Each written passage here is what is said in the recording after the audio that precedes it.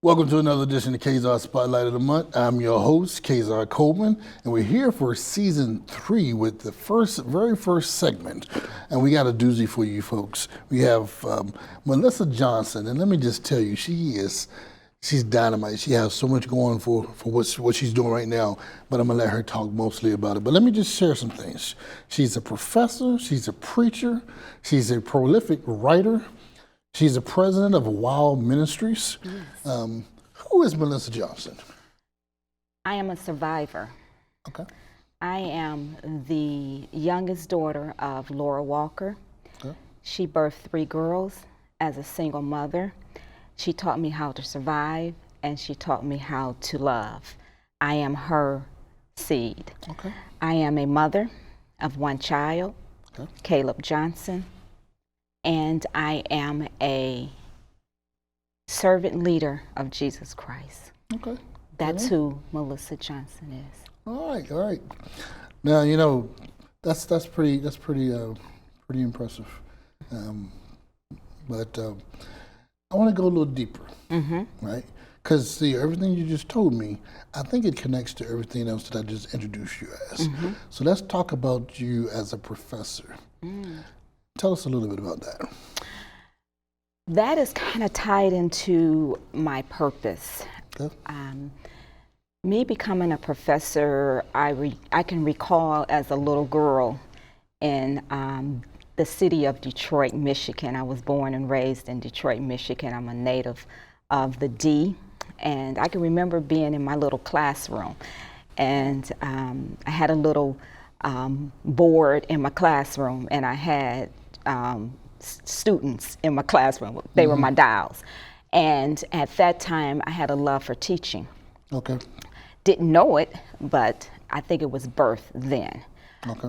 As my journey continued, there was always a pull at my heart towards ministry.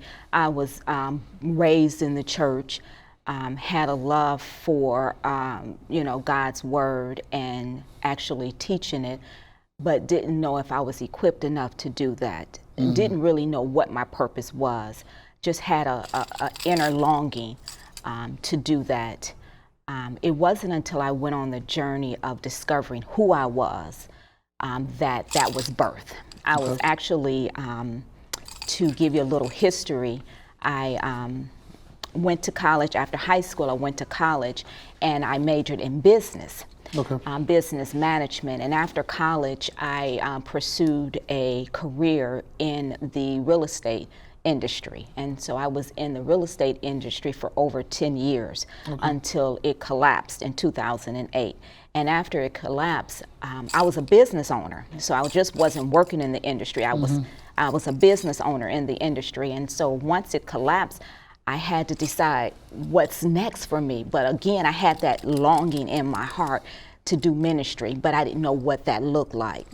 And so at that moment, I had to decide what's next for Malissa. I was married at the time, and I had a child, and didn't know exactly what to do. And so I came home and I worked at the time for my husband's company, and I, of course, helped raise my son, and I decided to go back to school. Okay. And at the time, I went back to pursue a degree in theology, because that was always my love, was theology. Now, did I know I was going to be a teacher? No, I just went back to school to get my master's, and I knew I was going to do something with it. I was still searching for exactly what was the next step for me in my career.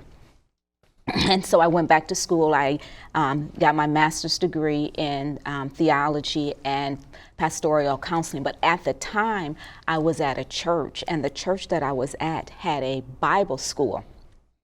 And at the Bible school, they allowed me to do an intern. So I had to do an internship. And so at the school, I did an internship, and I was the assistant to the professor there. And so I got a little taste of teaching. And I realized that was my love, teaching. And it was birthed at that time. And so after I finished my master's degree, I became an adjunct faculty member at that particular institution as a professor of systematic theology. Wow. Wow. That's a lot. That's a lot. Yeah. But I get it, as a servant myself. I've been in different forms of ministry. Started off as a singer, right, going all the way to Moscow singing. But I wanted to do something that was a bigger reach, greater reach. So I used movies, right? So a lot of the movies that I produce are spiritually based. Now, granted, if we're doing a horror film, I have to scare the hell out of them sometimes. But there's still a message, right? Still a message. But I say that to say that everything isn't for everybody. You have your unique calling, and sometimes you have to go through different avenues to figure out what that is, as you have done. All right, so let's talk about WOW Ministries. Tell me about that, and tell me what WOW, because I was going to talk, I was going to mention it, and I broke it up last time. Let me tell you a little history behind it, and then I can let you know it's an acronym for the name of my company. Okay. And so it started as a book. I was in search of not just being a reader and a teacher of the word, but a doer of the word. And I was lacking in an area of faith. I believe the reason why, not that I didn't believe who God was, but I still wanted to control my life. And I just felt that I had control over every area of my life. And when things started crashing, I didn't have answers for that. And fear built up. And I realized that I taught about faith, I read about faith, but I didn't really have faith. And so I had to go on this journey to understand my faith and to really put it into practice. And so I began to write a curriculum for a small group Bible study. And the curriculum was based on the life of Joseph and his journey. And I pulled out a whole lot of applications from that. After I finished this small group Bible study, I was prompted to write a book.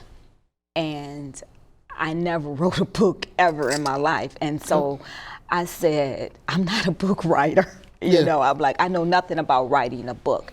I believe God wanted me to write this book. And so what I did was I started this journey the way I would start any type of book that I had to read for class and break it down and write a paper. And so I broke it down that way. And what did I want to convey to my audience? Basically, what have I learned? What have I learned through this journey? And how can you implement this into your life? And how can you walk it out? Because that's what faith is all about. It's actually believing and walking it out. Faith without works is dead, And so I went on that journey. And so I produced my first book. It took me over a year or so to write the book. I was still dealing with a lot of issues of my identity and really knowing who I was in Christ and what He had called me to do. So I was still suffering in that area. And I didn't feel quite qualified to write the book.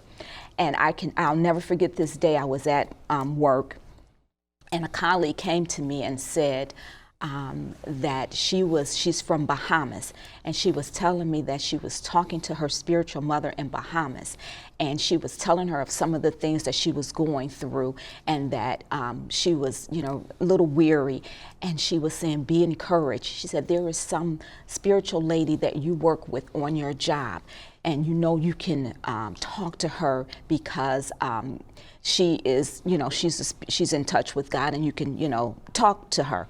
And she's actually writing a book, and God is going to use her and that book to reach a lot of people.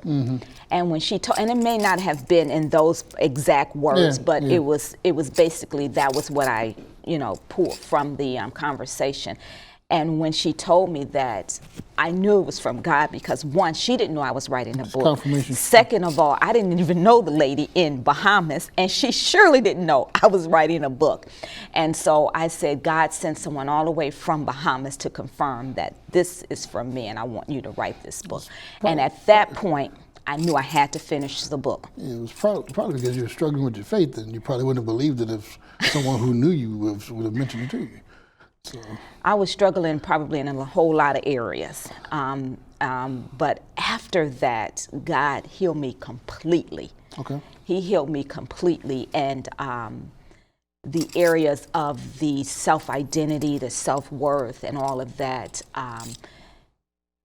that lack, he filled that void, and I knew exactly who I was, and I knew exactly what he wanted me to do. And so that changed my life, and it changed the course of my life. And so now I had direction. So it wasn't just writing the book and publishing the book and helping people to grow. It was bigger than that, which I didn't know at the time. But I was obedient, so I published the book.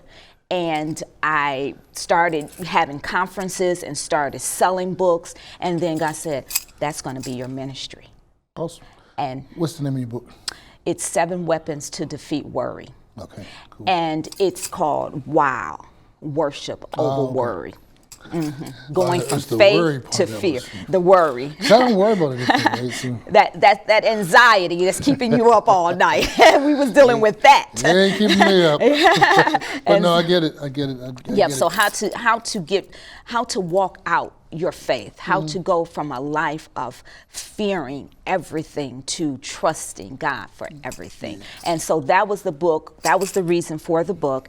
And then that's how the ministry was birthed.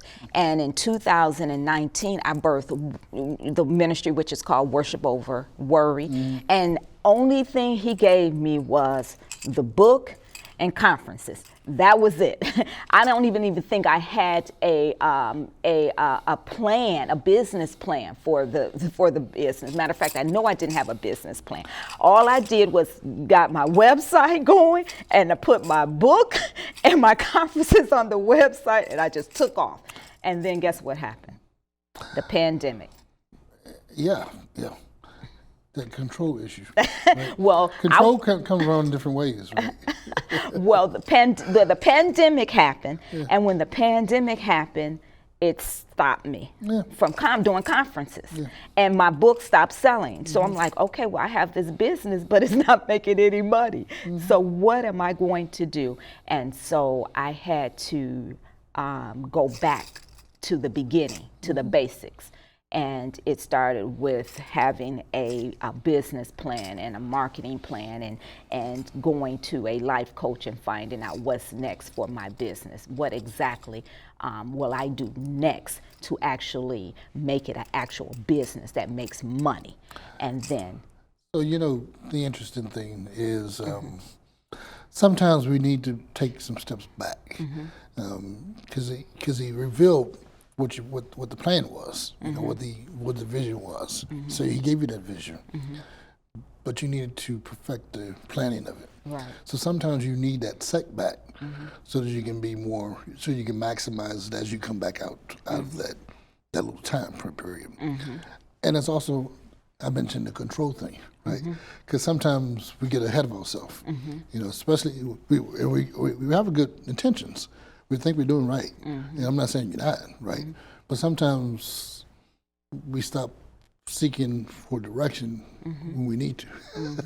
Right. And every believer goes through a time where, they need to know who's in control. I was there too.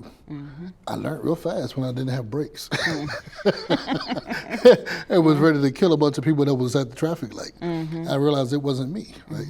So you have to shift things around a little bit. The pandemic did change things a lot. Yes, it did. But it also opened some doors up for some folks. Absolutely. And you can go ahead and talk to that one, especially the life coaching. Well, the life coaching, it kind of evolved through the the branding, going through the life coach myself process. Okay. So I went to a life coach and at that time I wasn't a life coach, and I didn't think I was going to be a life coach. I was trying to get direction for my company. Okay. What's next for my company? How will I make it be an actual company that produces income? During this pandemic, I have one product, which is a book, and me, which is I'm a speaker and I'm a teacher, but I can't do that at this point. So what is next for me? And so as we went through these life coaching classes, what came out was me becoming a life coach, because I'm actually, I have my degree in counseling, but I never wanted to be a counselor. I wanted to ignite passion from people and encourage them and inspire them. And so I wanted to take another avenue. And so what came out of my life coaching sessions was me becoming a life coach. And so I went back to school and I got certified in life coach. And after I got certified, then I said, now what? You know, what type of coach? What is my message? What am I called to do? So is the answer. And of course, it will be, I mean, my greatest testimony is my life and my life story and how I went from pain to purpose. And so if I can help anyone who is, and we hate using that word, stuck, but someone that has just something in life has stopped them, you know, if I can help them just move forward, then it's been worth it all. And that's what happened to me. During the process of me creating my company, my marriage failed. And I went through a very painful divorce. And it was very painful because I never believed in divorce for myself. I married with the intent of, you know, living forever with this person. And for me to have to make a decision to divorce was very hard for me. It was extremely hard. And not only was it hard, it was painful. And during that time, I didn't think that I was going to make it. I really didn't think I was going to make it. I was in so much pain. My whole life just stopped. At the time, I was an ordained minister. I'm preaching, you know, the gospel. I am a leader in the church. I'm teaching Bible study to women. You know, I have groups of young women that I'm mentoring and discipling. And I find myself in this spot and have to go to each person that I'm accountable to and tell them that I'm divorcing was hard. In addition to me asking for a divorce was hard. And then going to my pastor and then my inner circle of, you know, it was very hard. It was extremely hard. I lost a lot of people that I thought was my friends. People, you know, I went through so much, and it was extremely painful time for me. And I thought, if I'm going through this much pain, surely other people are going through this much pain, especially women in the church who decide to, for whatever reason, remain silent and allow certain things to go on in their life they know is not right. I was a product of abuse in my marriage, and that abuse I covered, and I didn't let anyone know I was being abused. No one knew, not even my family that was close. They knew that my marriage was not healthy, but they didn't know exactly what was going on. And I chose to cover it. Why is that? I chose to cover it because I believe that it would heal. I believe that we would get help and that the marriage would be saved. I believe that. And I did not want to expose him. I wanted to protect him. And that may not be the best decision.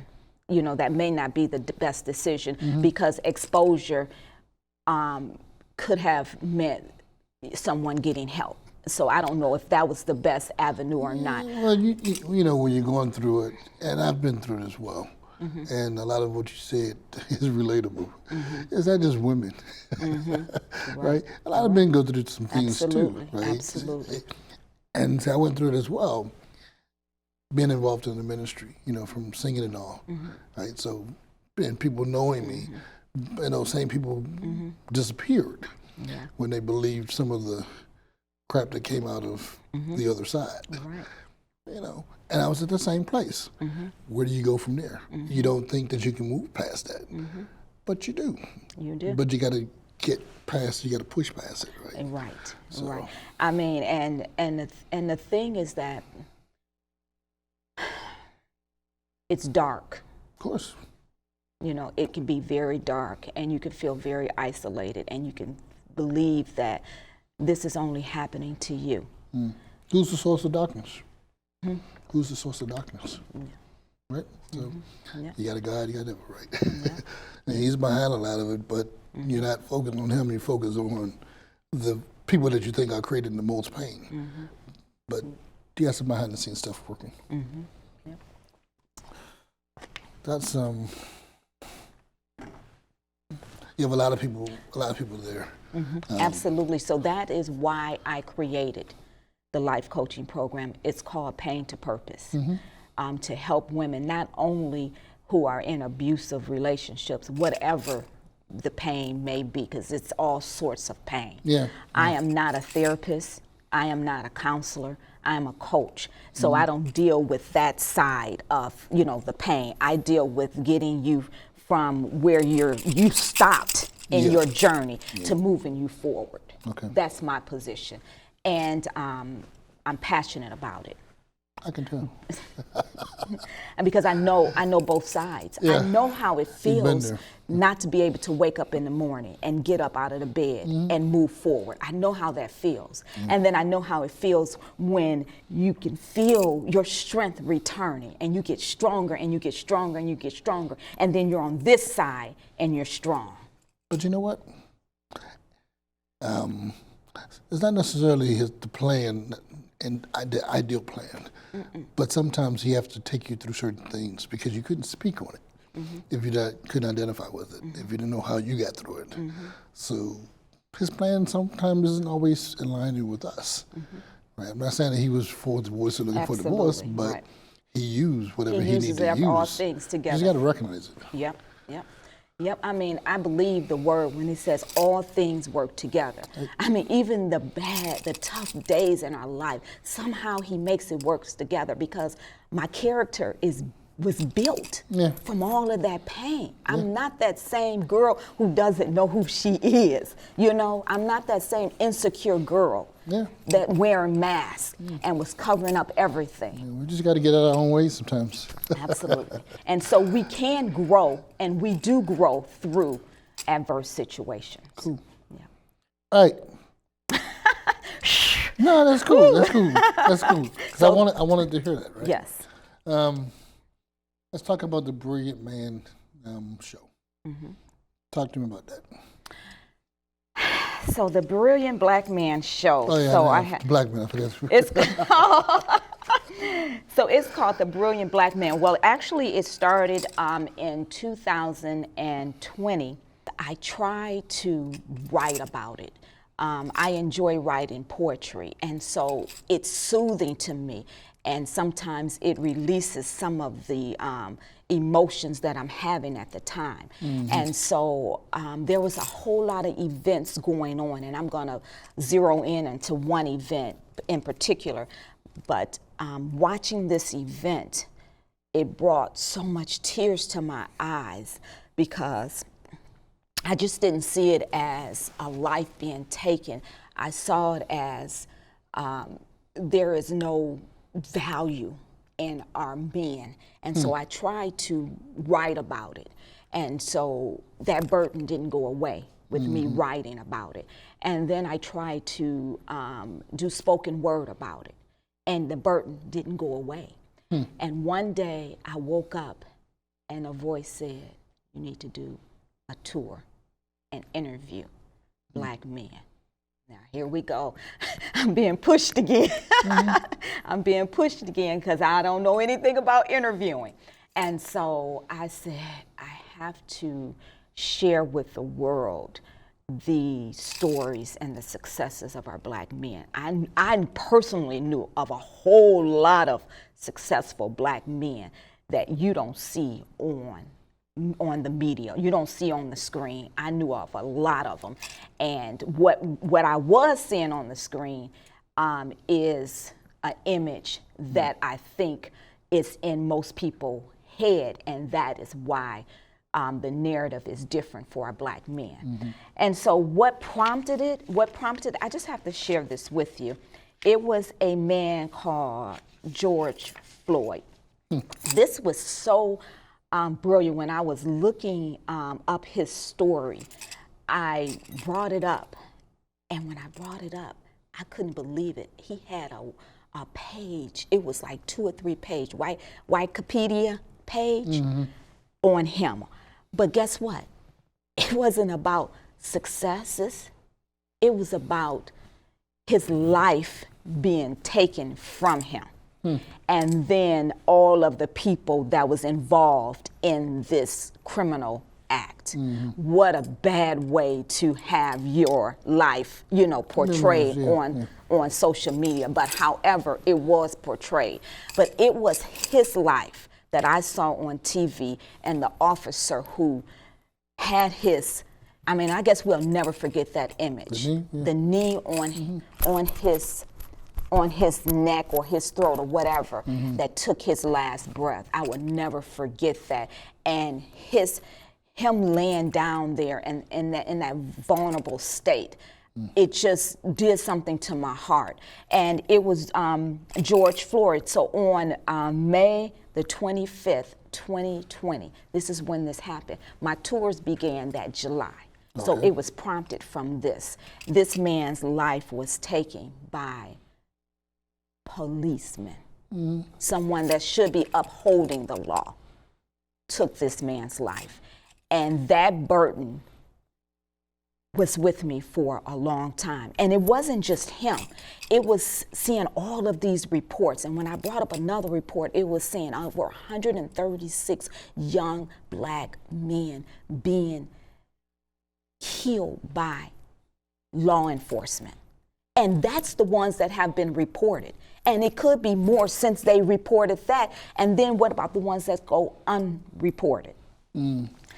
16-year-old boys, 17-year-old boys, 18-year-old boys, the same scenario over and over and over. We thought they had this. We thought they had this. They ran, and so we shot them 20 times, and we thought this and thought that. I'm like, maybe if we can showcase a different narrative, KAZARR, maybe they can see us in a different way. And maybe, just maybe, they'll stop killing us. Well, I was just, I was listening to the list, and it's, you can pretty much easily become a victim of those situations just by going through your normal everyday life. But when I think about, how folks view African American men, it goes a little deeper than the abuse. It's the perception altogether. And a lot of times the perception has been put out there by our own, within our own. I've interviewed entertainers, actors. I interviewed people that was strung out on drugs and have been redeemed. I have interviewed CEOs. I have interviewed people that's running the whole city government financing department, but every spectrum on the board. Good fathers, good providers. I was setting you up. I wanted you to say that. Okay. Good leaders, in the community, raising up young men to be the next future leaders. This is the purpose of this show. Yeah. To show all of our men, and to show their value. Awesome. Okay, we're going to take a quick commercial break, and we'll be back. You need to understand that when we had sex, that was just a one-night stand, Tiffany. You need to get that through your head.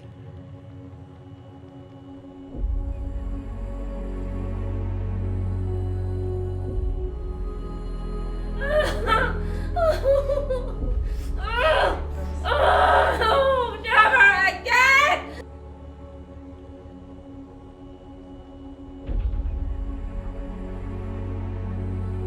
Who you working? If it's on me, it's mine.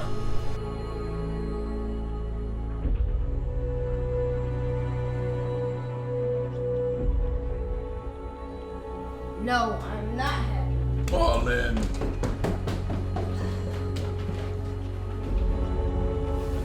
God, please.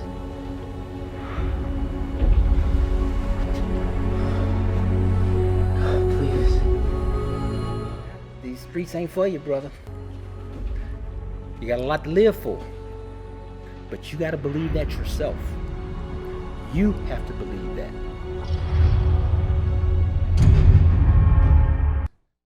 Can I share something that's probably not on your script? I don't have no script, man. I put that script away. Okay. Purpose is so important. You know, it's to find, when you discover your purpose, you discover who you are. And not to discover your purpose is not to discover who you truly are. And when I discovered my purpose, then I discovered all of this that God had in me that I didn't know was in me, KAZARR. And it amazed me because I had no idea all of this was in me and more. I'm still discovering things. You're just growing. You're still growing. I'm still growing. You got stuff that you haven't even thought about. And I'm just amazed. He amazes me. And it's That'll just, be on the next segment. the next segment, right. And so it's nothing like, to your viewers, it's nothing like putting your, and you know how the feeling of when you wake up in the morning, your feet hit the ground, you're ready to go because you have a purpose and you love what you do, and you know you've been called to make a difference. And it's nothing like that in the world. As a believer, right, one of the biggest things is, and we can get a little confused because we look at our talents. We say, okay, yeah, I was supposed to be a writer, I was supposed to be a singer. But those are talents, right? But that doesn't necessarily be what he wanted us to do. He wanted us to utilize those things and just find a way to bring those things to maximize our potential. That helps us identify that purpose, because that's one of the biggest struggles in the Christian. I don't want to say industry, but the body of believers trying to find out, what is my purpose? You know, what was I intended to do? What am I here for? And I agree with you. Once you know, once you know, and once you have that green light, right, you go forward. You go forward. And you know you're going with the power, right? Right, absolutely. And he puts the passion in you. He puts it in you. I mean, it's something in you that stirs you up, and you just can't let it go. Yeah. That's the start. Yeah. That's the start of it being, revealed to you. Yeah. And then sometimes people need help on that journey of discovering what it is. And that's why you have life coaches. And if you are at that place and you need someone to walk with you, that's why life coach Malissa Johnson is here for you. I think I would confuse a life coach because I'm all over the place. No, you wouldn't. We'll draw you back in. We'll draw you back in. Hit that database and just bring me. We'll bring you back in. We'll bring you back in. So, and I think I talk about it a little bit. I kind of when I design my life coaching program, I design it almost like a classroom. Okay. And so what I did was I created a curriculum. I didn't want us to just sit here and, as it's a counseling session, you talk, I talk, you write down some things, and we meet the next week. I wanted to be strategic about each session. And so I created a curriculum for the the client to go through in order to reach their goal. Is that where the master classes come in? The master classes are different. Okay, so the life coaching is it's an 8-week discovery of who you are and what you've been called to do. That's my coaching program. Master classes is totally different. Master classes are set up to help you master your craft. So I created the classes based on things that I have mastered in my business. And so how do you write a book? So this is for people that has never ever written a book but have a desire to write a book. I will walk you through it. I will walk you through the process. That's a master class, my master class 1. A person who wants to start a business and have no idea what to do, that's my master class 2. So you give them the tools. I'll give them the tools. I'll walk them through it, not just giving you the tools. We're going to walk it out. We're going to design. We're going to design a business plan. I'm going to give them the keys to help them move towards success. That's cool. So those are my master classes 1 and 2. That's available right now until December the 31st. And then after that, probably in 6 months, we'll change it up a little bit to help another group of people. Yeah. I do a master class. I teach a master class. I wrote a book also. It's a workbook. But I do it on, let's call it the KAZARR Spices. And each letter in the word spices represents a process, a step in the process of someone wanting to produce their own movies or that type of thing. Understanding the business and all that, the whole 9 yards. That's good. But I wrote that book after I retired. Well, that's good. I only took like 1 month to do it, but yeah, I did it. That's excellent. Yeah. That's excellent.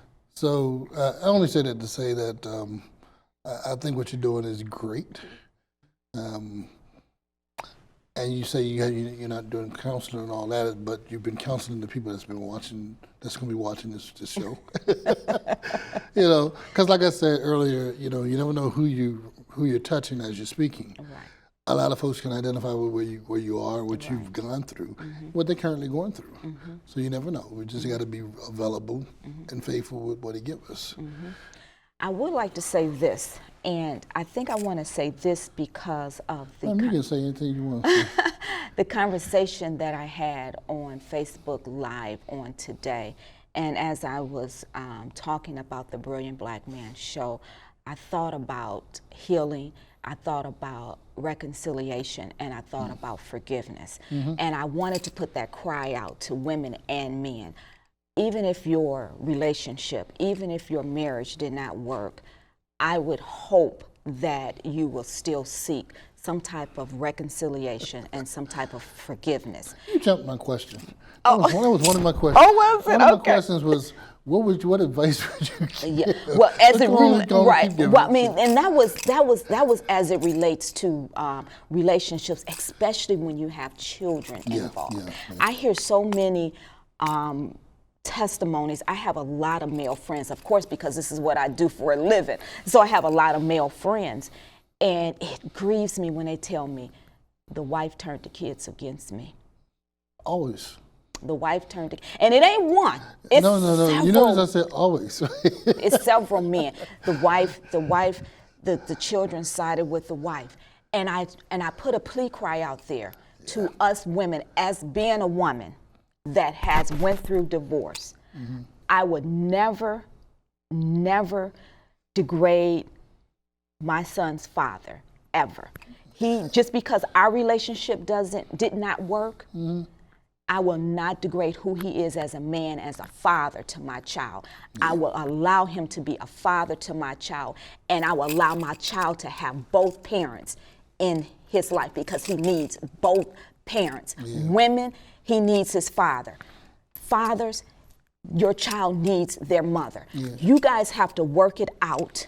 Yeah, I think it's for the child. Correct. It's for the child. They're going through the grieving process, you know, and still, you know. Once you pass that, neither one is taking ownership of this not being a single thing. This is, at some point, we all had something to do with it, right? Absolutely, it's two sides. Correct. Absolutely. So they doing it, but at some point, once you, like you said, once you get past it, and the kids get older, sometimes they understand, they identify. Okay, you know, this is not right about my dad or my mom, and they make their own decision. Unfortunately, it takes them to that point to get old enough to see beyond the lies and the deceit and all that stuff. To get my thing is, can we make better choices? Yeah. I mean, can we make better choices as an adult to seek reconciliation and forgiveness for our children's sake, so they will have an opportunity to be whole and healthy. It wasn't their fault that we divorced. Yeah. And so why put this on them? And that's it's hard enough. It's hard enough for them to go through the divorce of their parents. It's hard enough.